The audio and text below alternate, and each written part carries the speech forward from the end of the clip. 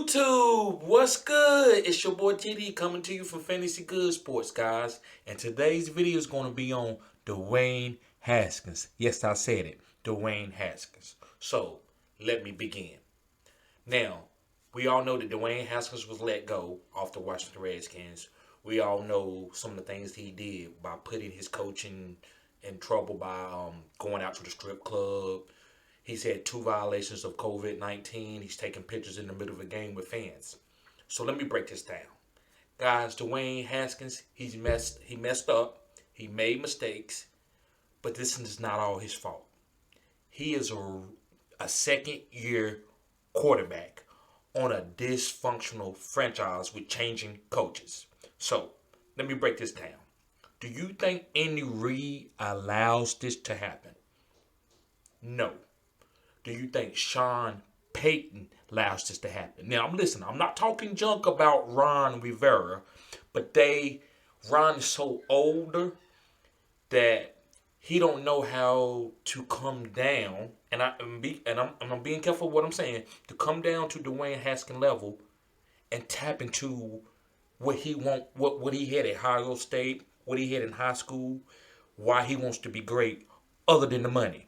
Because, guys, just to be clear out and make long story short, far as what I'm about to say, Dwayne Haskins played NFL to get this bag. He got the bag, and then he don't care. There's been other NFL players like that. Michael Vick had to go to jail. He kind of had that, but Michael didn't do what he was doing. He didn't come in the COVID situation, too. But, guys, what these guys need, and Dick Vermeil would tell you this, these guys need mentors. Ray Lewis needed a mentor. Shannon Sharp and Rod Woodson was that for Ray Lewis and taught Ray Lewis how to be a professional. These are still young kids, guys. You can't ostracize these guys. They're going to make mistakes. But what you got to find out that if he got the heart. So Shannon knew that Ray had the heart. He just needed to be groomed and pruned. Same thing with Dwayne Haskins. Now, I don't know Dwayne Hart. But if you drafted this guy, he got to have a heart. He got to have work ethic. He got to work hard in practice. So what is going on, guys? This is a disconnect. This guy got all this money. He don't know what to do. Nobody's taking him under his wing. So this is when you need veterans in the locker room, like a Ray Lewis, like a Shannon Sharp.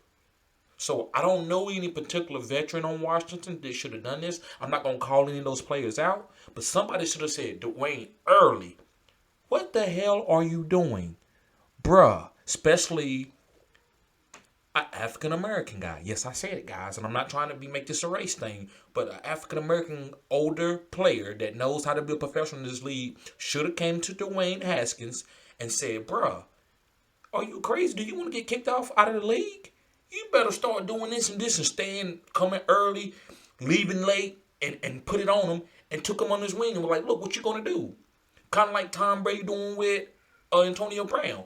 Antonio Brown is a little, he's going through a lot, guys. I'm not even gonna break. This video is not about him. But what Tom Brady's seen, it was like, this guy just gotta show somebody that they love him.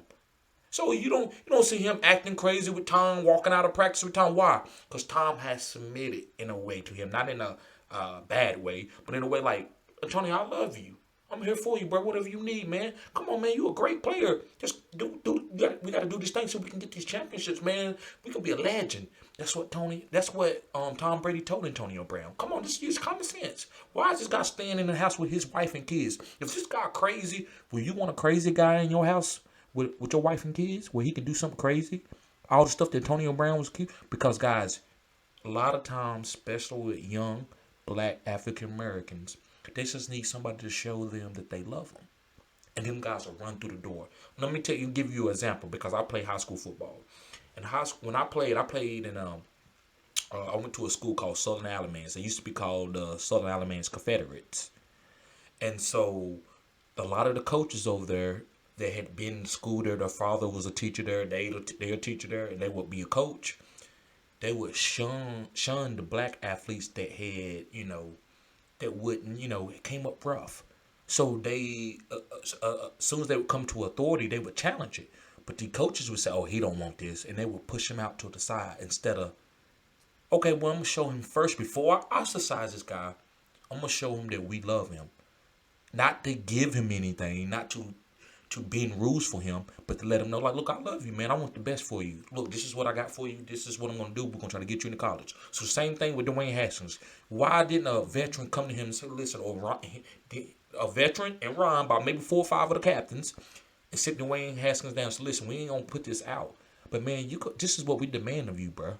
So once you don't do this, we're gonna put it out. Like we came to you because we don't want this. It's gonna look bad on the whole team. It's not gonna look bad if we cut you. It's gonna make us all look bad. So look, this is what we need, man. We care about you. Come on, bro.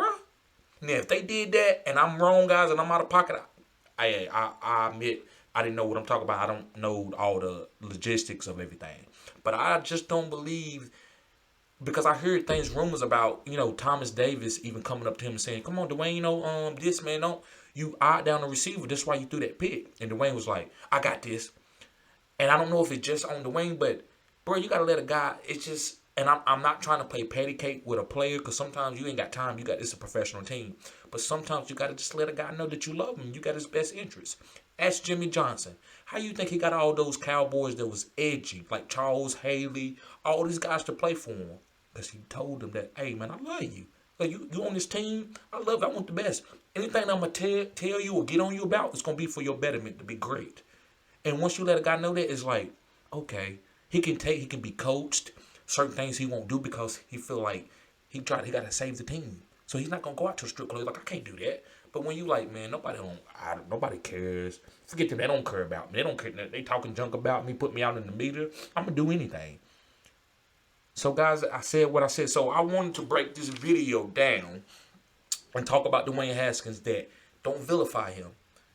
Understand what's going on. And another thing, guys, he's never really, and this is no excuse, this is on him. This is because most of this, 65, 70% of this is his fault.